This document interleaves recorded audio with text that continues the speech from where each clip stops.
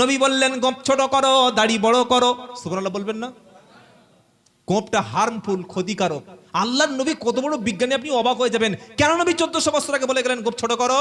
তার এক নম্বর কারণ হলো, গোঁফের চুলগুলো যখন আমাদের বড় বড় বড় বড় হবে, আমরা যখন বাতাস থেকে গ্রহণ করি নাম হচ্ছে অক্সিজেন, নাক দিয়ে শ্বাস প্রশ্বাস যেটা ত্যাগ করি ওটার নাম মিথেন, তাই তো নাকি?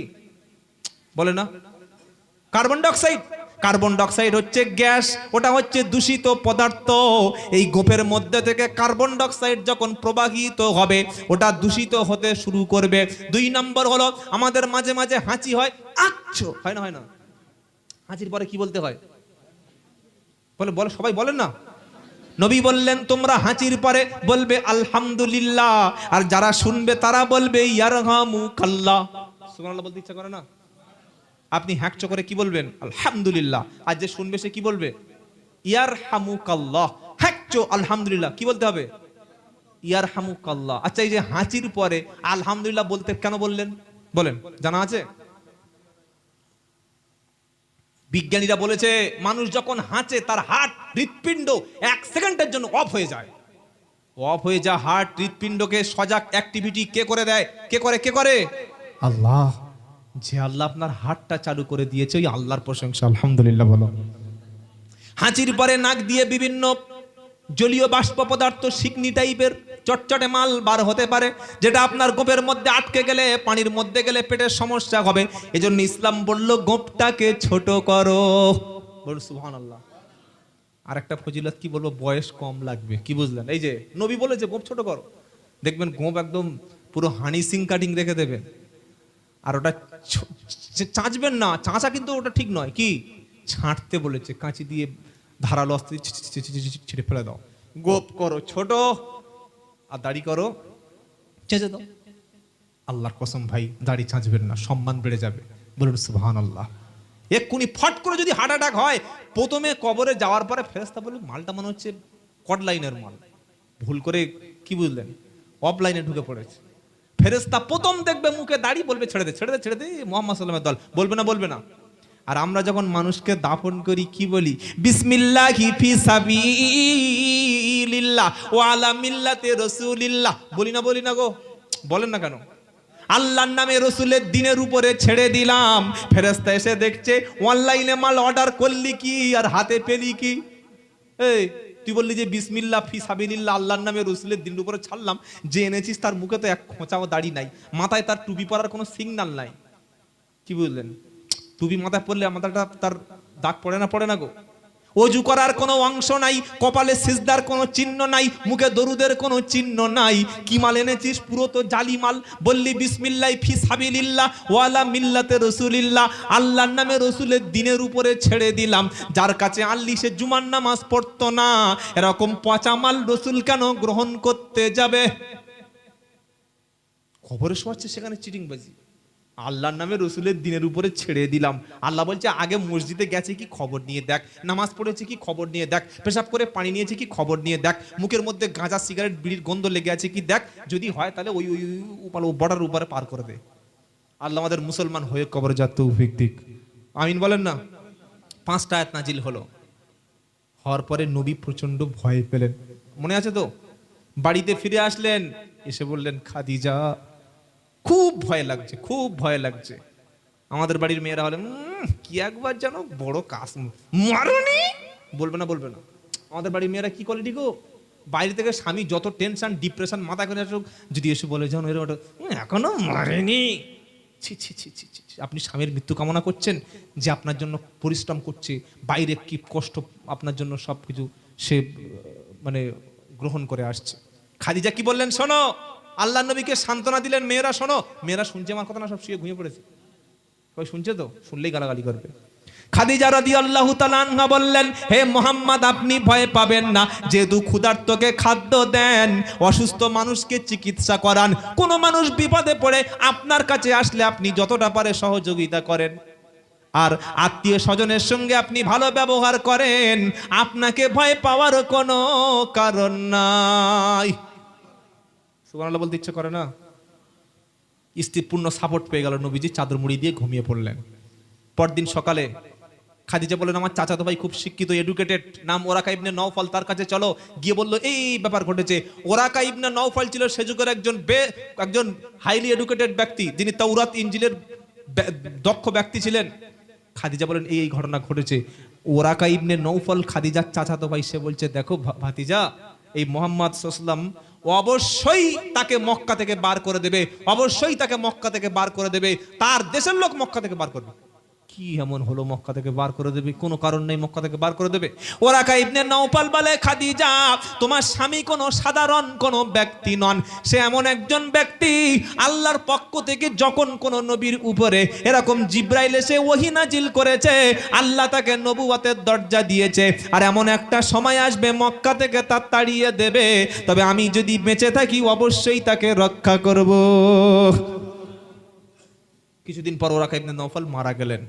নবীজি আস্তে আস্তে আস্তে আস্তে এবার আল্লাহ বলছেন হে হাবিব, তুমি কিন্তু এখন আর শুধু ওই খাদিজার স্বামী নও, এখন তুমি মোহাম্মদ নও, এখন আল আমিন নও, এখন থেকে তোমার উপরে দায়িত্ব হচ্ছে তুমি নবী, তুমি রাসূল। কটা কটা কটা নবী আর জোরে বলেন না তো, নবী আর রাসূল কি ঘুমালে হবে? ইমাম সাহেব এশার নামাজ পড়ে রাত্রেবেলা বিরিয়ানি খেয়ে সাইফুন সিরাপ খেয়ে ঘুমিয়েছে, সকাল 9টায় উঠছে, সব চলবে তো? মসজিদ চলবে? মসজিদ চলবে? সকাল 9টায় ঘুম থেকে উঠলে নামাজ পড়াতে হবে, মুয়াজ্জিনের আজান দিতে হবে। তো নবী যদি ঘুমিয়ে থাকে চলবে কি করে? আল্লাহ পাক হাবিবকে ডেকে বলছে হাবিব ইয়া আইয়ুহাল মুজাম্মিল কুমিল লাইলা ইল্লা কলিলা নিসফাহু আও ইনকুস মিনহু কলিলা আও জিদ আলাইহি ওয়ারাত্তিলিল কুরআনা তারতিলা ইন্না আলাইকা কাওলান সাকিলা। পারা নাম্বার 29 সূরার নাম মুজাম্মিল, 1 থেকে 4 নম্বর 5 নম্বর আয়াত। ইয়া আইয়ুহাল মুজাম্মিল, নবী ঘুমিয়েছিল চাদর মুড়ি দিয়ে, জিব্রাইল এসে বলছে চাদরওয়ালা উঠে পড়ো, উঠে পড়ো, রাতের বেলা কিছু অংশ ঘুমিয়ে বাকি অংশ নামাজে দাঁড়িয়ে যাও, অথবা হাফ অংশ তার চেয়ে কম অংশ তুমি আল্লাহর জন্য দাঁড়িয়ে যাও। রাতটা মুমিনের জন্য ভাগ করে নিতে হয়, কিছুটা হবে ঘুম, কিছুটা হবে কিয়াম। শুনছেন? কিয়াম মানে কি বাবা? কিয়াম মানে কি বলুন না? দাঁড়ানো। কিয়াম মানে কি? এই কথা বোঝে না। নামাজের মধ্যে কিয়াম করা ফরজ, জোরে বলেন। কিয়াম করা কি? ফরজ। আল্লাহ নবীকে বলছে কি কুমিল লাইলা ইল্লা কলিলা নিসফাহু আও ইনকুস মিনহু কলিলা। নবী শুধু সারা রাত ঘুমাবে, নবুয়ত চলবে তো? তুমি দেখতে পাচ্ছ না মক্কায় কি হচ্ছে? ঘুমালে চলবে? নবীজি উঠেছে, উঠে কিছু নামাজ পড়লেন, আবার কিছু ঘুমালেন। সেদিন থেকে নবী মৃত্যুর আগ পর্যন্ত কোনোদিন সারা রাত ঘুমাননি। বলুন সুবহানাল্লাহ। উম্মাত তোমাকে একটু জাগতে হবে, আল্লাহর কাছাকাছি যেতে হলে। নামাজ পড়ার সাথে সাথে আল্লাহ নবীকে বলছেন তুমি কোরআন পড়ো, তবে কোরআনটা কি ডিজাইনে পড়বে, কোন সুরে পড়বে? ওয়ারাতিলিল কুরআনা তারতিলা। তাসবিহ তারতিলের সঙ্গে থেমে থেমে স্লোলি, আস্তে আস্তে একটা একটা অক্ষর তুমি বাক্য পড়বে। বলুন সুবহানাল্লাহ। আর আমাদের মায়েদের হাতে একবার মোরাবাড়ি কোরআন পড়লে হয়। কি হারাধনের মা, সবুরার মা, জরিনার মা, কে মারা গেছে? সেই খয়রুল চাচা। খয়রুল এখানে কেউ নেই তো? ভাববে যে আমার আবার বলছে নাকি। খয়রুল চাচা মারা গেছে, মেয়েরা পড়ছে। জায়েজ আছে তো খয়রুল চাচার মাথার কাছে বসে পড়া? আর বলছেন না কেন? খয়রুল চাচার মুখ খোলা, মেয়েরা পড়ছে আর বলছে ওহ লোকটা খুব আল্লাহওয়ালা ছিল। তোমার কি স্বামী ছিল না শ্বশুর ছিল? তার কাছে গিয়ে পড়ছো, তার মুখ দেখা তো তোমার জন্য হারাম। আর তোমার কণ্ঠটাও পর্দা। আপনার এলাকায় মুয়াজ্জিন সাহেব মারা গেছে, তার মেয়ে বা তার স্ত্রী বা তার বোন ফজরে গিয়ে আজান দিতে পারবে তো? কথা বলছেন না? জোহরে পারবে তো? কেন পারবে না? কারণ মহিলাদের কণ্ঠটা হলো পর্দা। আমরা আসর জোহর নামাজ আস্তে পড়ি, মাগরিব এশা ফজরের নামাজটা কোরআন জোরে পড়ি। মহিলারা যখন বাড়িতে নামাজ পড়েন একা পড়লেও জোরে পড়বে না আস্তে পড়বে? জোরে বলো, আস্তে পড়বে। নারীদের কণ্ঠটা হলো, বলেন না, পর্দা।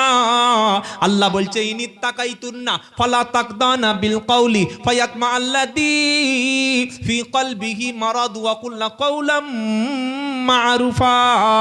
22 পারা সূরা আহজাবের 4 নম্বর লাইনেতে আল্লাহ পাক বলছে, হে নবী শোনো, নারীদেরকে বলো যদি তোমরা আল্লাহর দিকে ভয় করো, তোমরা যখন পরপুরুষের সঙ্গে কথা বলবে, নারীদের বলে দিল কোরআন, তোমরা পরপুরুষের সঙ্গে যখন কথা বলবে তোমাদের গলার মধ্যে আওয়াজটা গম্ভীর করে বলবে।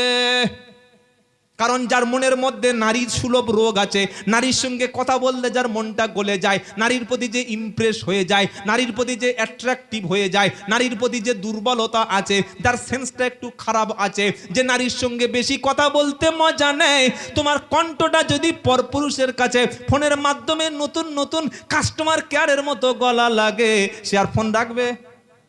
বলছেন না কেন? ফোন রাখবে? বলছে ভাবি, বলছে বলুন। ওই যে বলুন বলে শুরু হলো, আর এখন ছাড়ুন কখন হবে আল্লাহই জানে। এই জন্য আল্লাহ বললেন, নিনিত তাকাইতুন্না ফালা তাকদানা বিল কওলি ফায়াতমা আল্লাযী ফি কলবি। যে পুরুষের মনের মধ্যে রোগ আছে, তার সঙ্গে যদি কোনো নারী একদম সে 47 বছরের নারী গো, যদি মিষ্টি গলা হয় আর 22 বছরের ছেলে হয়, খালি বলছে তোমার লেগে দেখা করবো, বলবে না গো? তো বললে ঠিক আছে, এসো রানাঘাট ব্রিজের নতুন যে ব্রিজ তলায় এসো, এসে দেখছো ওর সর্বনাশ, তওবা মায়ের বয়সের মেয়ে, কি হতে পারে না? আল্লাহ বললেন সেজন্য নারী তোমাদের কণ্ঠটাও পর্দা, জোরে বলুন সুবহানাল্লাহ। ওই জন্য নারী বক্তা নাই, আছে নাকি? বাংলাদেশে আছে, ওখানে সব সম্ভব। বাংলাদেশে কেউ যদি ও লিঙ্গ বার করে বক্তব্য করে, তাও বলবেন আমার হুজুরের লিঙ্গ ঠিক আছে। কি বুঝলেন? ও সব চলবে। 23 ইঞ্চি 22 ইঞ্চি বক্তা, কাঁধে ওটা বক্তা, গাছে উঠে জিকির করছে সেও, মানে বক্তা হলেই হলো, সব চলে বাংলাদেশে। আল্লাহ আমাদের হেফাজত করুক, জোরে বলুন আমিন। নারীদের কণ্ঠটা কি বললাম? জোরে বলেন, পর্দা। এজন্য মেয়েরা নামাজে ইমামতি করতে পারে না, আজান দিতে পারে না। এবার একটা প্রশ্ন করছি, আপনাদের কিপুর ভুলে গেলাম, পাহাড়পুর, তাই তো?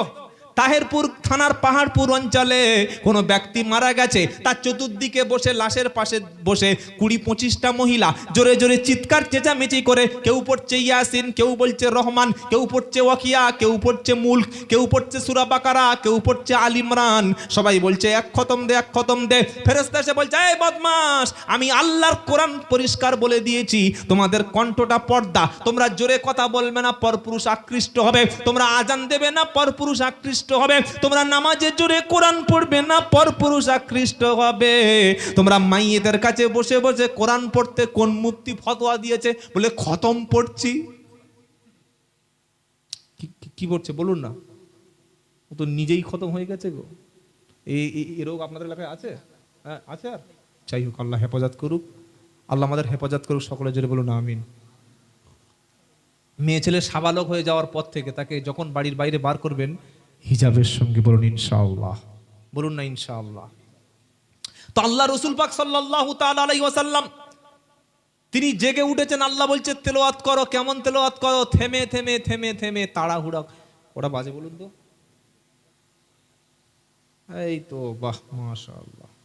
তাহলে বা দোয়া করে দিই নাকি? হ্যাঁ আর বলবো? মাশাআল্লাহ, আল্লাহ আমাদের হেফাজত করুক, বলুন আল্লাহুম্মা আমিন। বাবাজিরা, সোনার আল্লাহ ভাইয়েরা, 1 ঘন্টা শুনবে গো। আল্লাহ কবুল করুক, সকলে বলুন আমিন। একটা বাপের 4টে ছেলের মধ্যে মিল নাই, আর এইগুলো লোকের মধ্যে মিল হবে ভাবছেন নাকি? না। কেউ বলছে বিরিয়ানি খাবো আজকের, কেউ বলছে চিকেন খাবো, কেউ বলছে মটন, কেউ বলছে না আজকে ডাল আর ওই ডিম ভর্তা হোক, বুঝলেন? যাই হোক, আর কিছু মোটামুটি 11টার আগে আপনাদের ছুটি দিয়ে দেবো ইনশাল্লাহ। খেয়ে দিয়ে বাড়ি গিয়ে দেখবেন 11টা বাজে, ঠিক আছে ইনশাল্লাহ। জলসার অল্প শুনবেন, কাজে রাখবে। আমাদের অভ্যাস খুব শুনবো, কিন্তু কাজের সময় কাজ থাকে না। তাহলে নবীর জীবনী আমরা আলোচনা করছিলাম। আল্লাহর নবী সাল্লাল্লাহু আলাইহি সাল্লাম হেরা গুহা থেকে এসে এভাবে নামাজ শুরু করে। এবার আল্লাহ বলেন, নবী তোমার একটা দায়িত্ব দিচ্ছি। বলে দায়িত্বটা কি? ইয়া আইয়ুহার রাসূল বাল্লিগ মা উনজিলা ইলাইকা মির রাব্বিক ওয়া ইল্লাম তাফআল ফামা বাল্লাগতা রিসালাতা আল্লাহু ইয়াইসিমুকা মিনান নাস। 6 নম্বর পারা 18 নম্বর পৃষ্ঠা 9 নম্বর লাইন 67 নম্বর আয়াত সূরা নাম মাইদা। আল্লাহ পাক বলছে ইয়া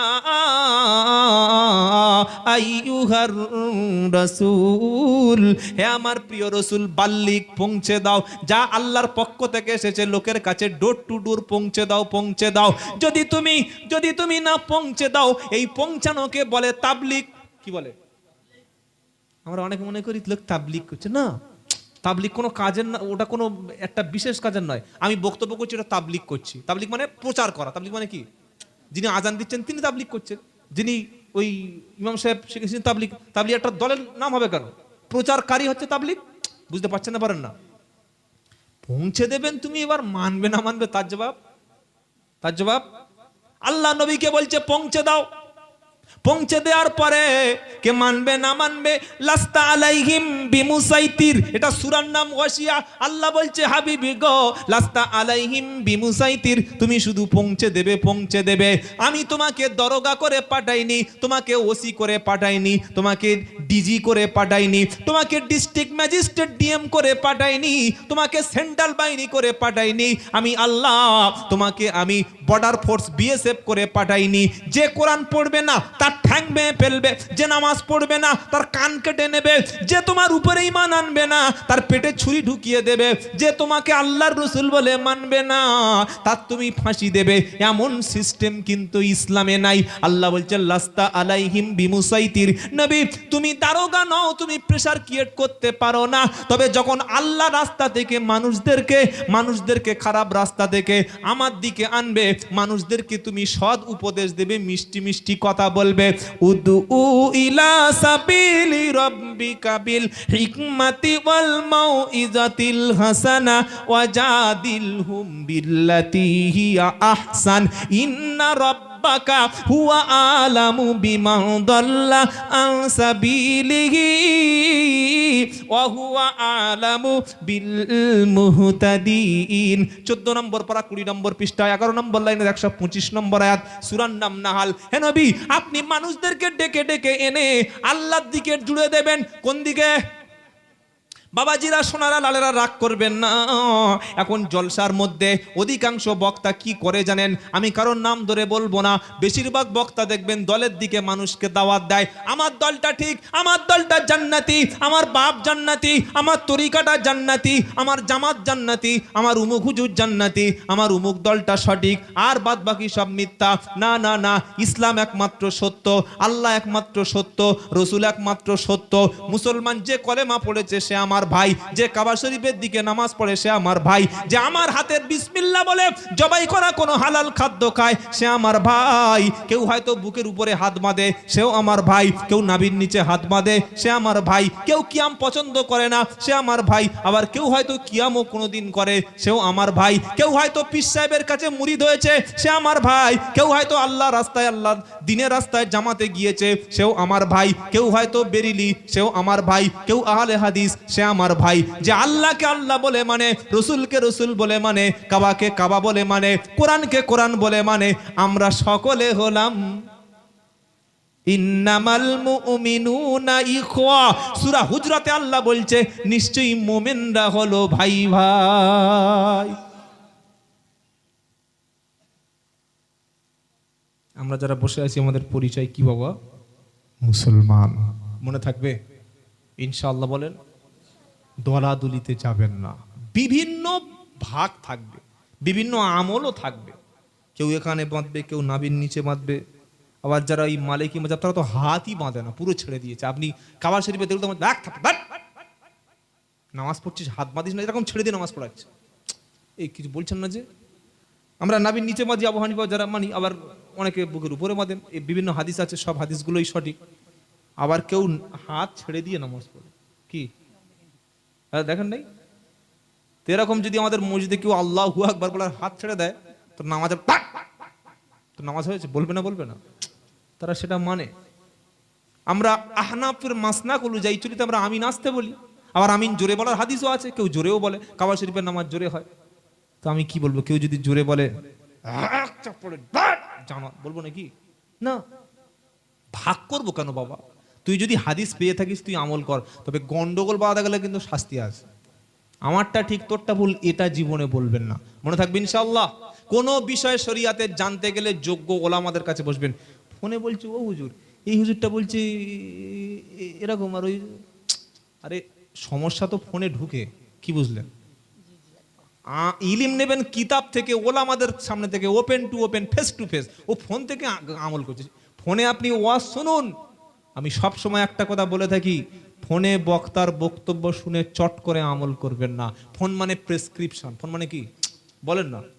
প্রেসক্রিপশন। বিভিন্ন বক্তা আপনাকে প্রেসক্রিপশন করেছে, ওটা মানার আগে স্থানীয় রুহের ডাক্তার। কিসের ডাক্তার? রুহ। আমাদের শরীরের রুহের একটা ডাক্তার আছে, ওই ডাক্তার হচ্ছে আলেম সম্প্রদায়, জ্ঞানী ব্যক্তি, ওলামা। সেখানে গিয়ে বলে হুজুর এইটা তো উনি বললেন, এই প্রেসক্রিপশন তো লিখে দিলেন, এখন এই ওষুধটা খাবো কি না, তবে আপনি বেঁচে যাবেন। আমি যা কিছু বলেছি কাল সকালে উঠে বলে বলেছি আব্দুল্লাহ জুবাইর বলেছে মানে বিশাল কিছু বলেছে, ঠিক না? আমারটাও তো ভুল হতে পারে, পারে না? আমার কথা সব শুনবেন না। যে কথাগুলো, যে বাক্যগুলো, যে কৌলগুলো কোরআন আর হাদিসের সঙ্গে, কোরআন এবং সহি হাদিসের সঙ্গে মিলে যাবে, সেইগুলি আপনাকে মানতে হবে। যদি কোনো জয়ীফ কথা বলি, জাল কথা বলি, কোনো মৌজু কথা বলি, ভুল কথা বলি, বানোয়াট কথাগুলো বলি, এটার বিরোধিতা করা আপনার জন্য বাধ্যতামূলক। আর এটা যদি কোনো পীর সাহেব বলে, কোনো মুফতি, যেই বলুক, যত বড় পীর সাহেব মুফতি সাহেব হোক, আল্লাহ এবং রসুলের বিরুদ্ধে গেলে আমরা সেই কাজটা, সেই কথাটা বলছেন না কেন, মানব না। কথা বুঝতে পেরেছেন না পারেন নাই? অনেকে মনে করে না এই হুজুরের ভুল হতে পারে, এই পীর সাহেব ভুল বলতে পারে, অমুক বড় বক্তা 30,000 টাকা ভিজিট সারা পৃথিবীতে, ভুল হতেই পারে। আল্লাহ এবং রসুল পাক সাল্লাল্লাহু আলাইহি ওয়াসাল্লাম, সাহাবায়ে কেরামরা হচ্ছে সত্যের মানদণ্ড। জোরে বলুন সুবহানাল্লাহ। নবী বললেন আমার সুন্নাতকে মানবে, আর খোলাফায়ে রাশেদিন যারা, তাদের যে আদর্শ সুন্নাত সেটাও তোমরা মজবুত করে ধরবে, তবেই নাজাত প্রাপ্ত। জোরে বলুন সুবহানাল্লাহ। বাকি যত কিছু আছে, যত বড় হুজুর হোক, পীর সাহেব হোক, মুফতি সাহেব হোক, আমির সাহেব হোক, আর মুবাল্লিগ হোক, আর শায়েক টাইপের হোক, চোখ বুজিয়ে কোনো ব্যক্তির অন্ধ অনুকরণ করা জায়েজ নয়। কথা মনে থাকবে ইনশাআল্লাহ। সেজন্য নেটে দেখে মারামারি শুরু করে দিয়েছে না, মারামারির সময় এখন আমাদের পড়তে হবে। এখন আমাদেরকে মানুষের সঙ্গে ভালো আচরণটা আমাদের করতে হবে। আল্লাহ রসুল পাক সাল্লাল্লাহু আলাইহি ওয়াসাল্লামকে বললেন তুমি প্রচার করো, মানুষকে ভালো পথে, খারাপ পথ থেকে ভালো পথে ডেকে আনো। তবে ডেকে আনতে গেলে কিন্তু সমস্যা আছে। কি? মদের বিরুদ্ধে, সুদের বিরুদ্ধে কথা বললে মানুষ তোমার ছেড়ে দেবে নাকি? মারবে। ওই মারার সময় তুমি কি করবে? সবর করবে। কি করবে? জোরে বলেন না। সবর, ধৈর্য, ধৈর্য ধারণ করবে। ওই ধৈর্য ধারণকারীর সাথেই আমার আল্লাহ আছে। জোরে বলে, জোরে বলে। নবী যখন মক্কায় 13 বছর অত্যাচারিত হলো, আল্লাহ বলছে হাবিব গো তুমি মক্কা ত্যাগ করো, মদিনায় চলে যাবে। রাত্রেবেলা নবী গুহার মধ্যে প্রবেশ করলো, সঙ্গে নিলেন আবু বকর সিদ্দিক। দুজনে গুহার মধ্যে সৌর পর্বতের মধ্যে প্রবেশ করেছে। পরদিন সকালবেলা আবু জাহেল, আবু লাহাবের গোষ্ঠী হাতে তরবারি নিয়ে খুঁজতে খুঁজতে গুহার মুখে পৌঁছে গেল। আবু বকর সিদ্দিক একটু ভয় পেলেন। কিসের ভয়? মেরে দেবে নাকি? না না না, কোনোদিন নয়। ইমানদার, 1 নম্বর ইমানদার হচ্ছেন পৃথিবীতে নবীর পরে আবু বকর সিদ্দিক। বলুন সুবহানাল্লাহ। তিনি মরণের ভয়ে করলেন না। তিনি ভাবলেন নবী যদি শেষ হয়ে যায়, নবীকে যদি শহীদ করে দেয়, আর ইসলামটাকে, সত্য বাণীটাকে পৃথিবীতে পৌঁছানো যাবে না। আবু বকর সিদ্দিক একটু টেনশন করলেন, একটু ভয় পেলেন। আল্লাহ পাক বলছে হাবিব গো ইদহুমা ফিল গাদি ইদ ইয়াকুলু লিসাহিবিহি লা তাহজান ইন্নাল্লাহা মা'ানা। সূরার নাম তাওবা, 40 নম্বর আয়াত। স্মরণ করো, দুজন যখন সৌর পর্বতের গুহার মধ্যে ছিল, আবু বকর সিদ্দিক বললেন হুজুর তাকিয়ে দেখুন, বড় বড় তরবারি নিয়ে দাঁড়িয়ে আছে। একবার যদি নিচের দিকে মাথাটা নামায় খোঁজ করে, সার্চ করে, আমাদের দুজনকে শেষ করে দেবে।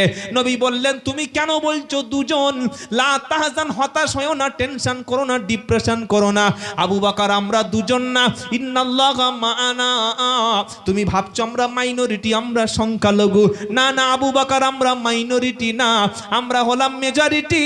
আমাদের সাথে যিনি আছেন তিনি হলেন আল্লাহ। আমাদের সাথে আছে আল্লাহ, আছে আছে আছে আছে, অবশ্যই আছে।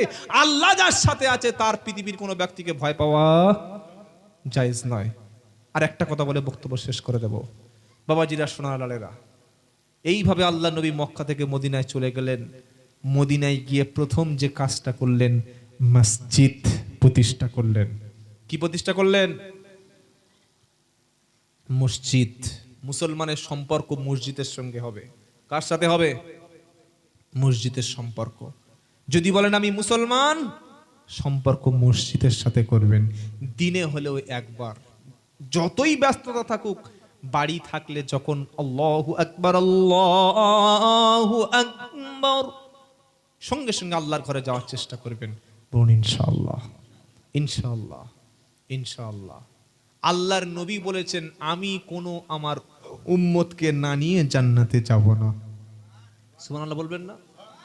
আম্মা জান আয়েশা সিদ্দিকা রাদিয়াল্লাহু তাআলা আনহা প্রশ্ন করেছেন, নবী কিয়ামতের দিন আপনার উম্মতকে কিভাবে চিনবেন?